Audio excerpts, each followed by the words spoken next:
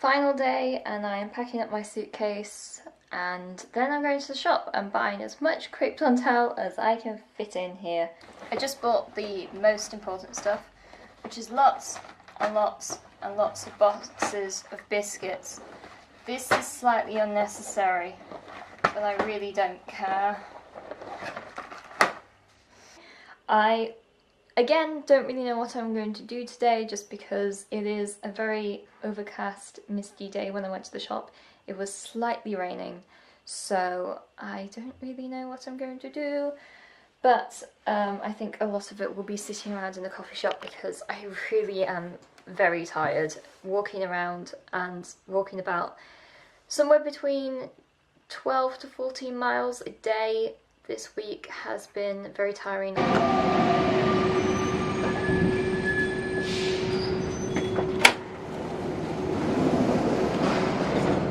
I'm going back to Lady Mago today. I am very tired, my legs are tired. I don't feel like going on a very long walk today, so I'm going to go somewhere nice and sit and drink copious amounts of coffee and not get run over. Key point there, don't get run over.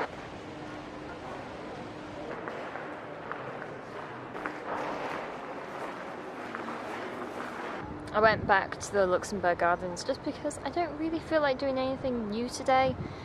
My legs are very tired and I just kind of want to wander around and chill out a bit because I've had a very busy few days. Slight self-reflection on the whole solo trip. It's been nice to get away. It's been good that I've had so much time to myself. It's very weird when you go on holiday, and especially for me, because the past few holidays over the past sort of 5 or 6 years I've always been very busy before and after it, so my brain hasn't really been able to switch off. And this has been one of those very few times when I haven't had other things going on, and it was just weird to actually have this time off and time to myself. I feel like when you're solo traveling, you have yourself for company and that's it.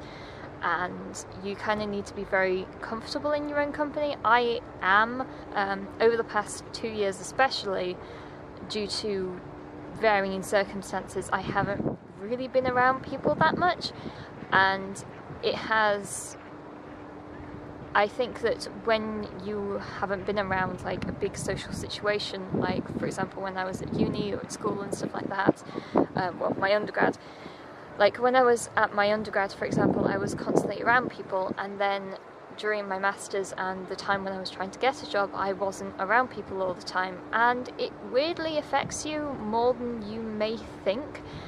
Not having that sort of structure of people, of friends and things, it's very difficult to not have. So it's made me firstly very comfortable in my own company, because you kind of have to when you are quite lonely. But it also means that you kind of are in your own head a bit too much, and you're constantly obsessing and overthinking a lot more than normal.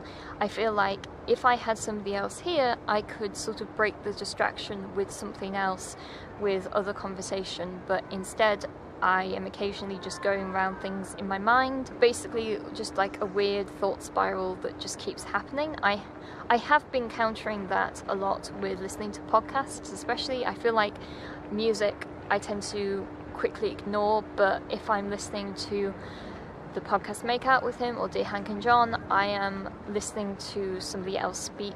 And also things like blogging has also helped. Yes, that may sound like I have a codependent relationship with my camera, but it means that I have somebody to talk to and interact with. That's kind of been one of my major thoughts about the trip, is the fact that it has been good for me to switch off.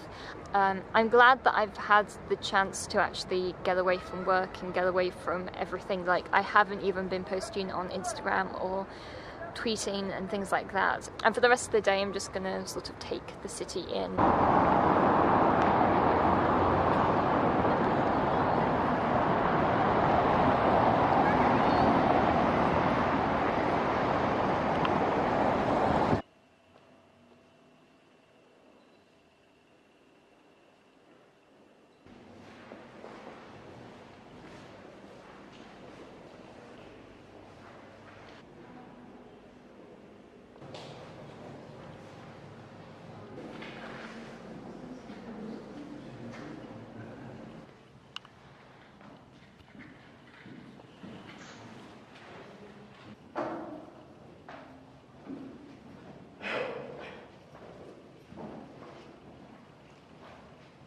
just taking in some medieval history and art.